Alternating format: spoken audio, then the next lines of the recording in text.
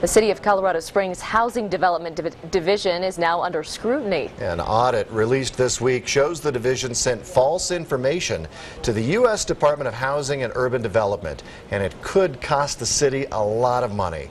KRDO News Channel 13's Dana Molina tells us how the city's responding.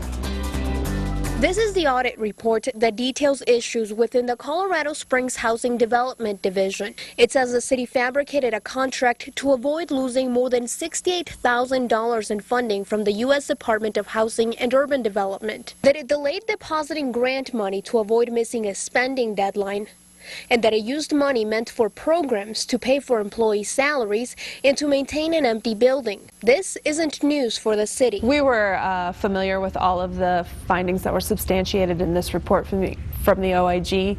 We had previously identified these issues through an audit with the city auditor. According to the audit report, the fabricated contract and other wrongdoing listed here was done by a former employee.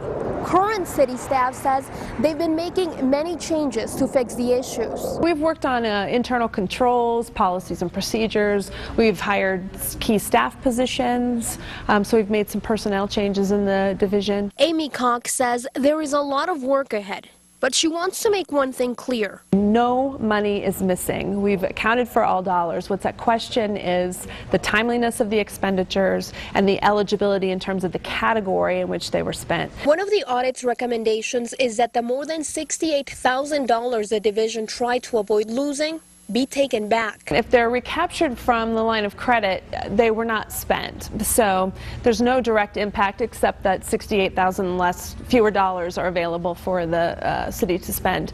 The other possibility is that the funds will be drawn from the general fund, and that of course has some implications to other departments. Cox says they still need to talk and negotiate with HUD. In Colorado Springs, Dana Molina, KRDO News Channel 13. Thanks, Dana. And the HUD Office of Inspector General plans 2 more audits. We'll, of course, let you know.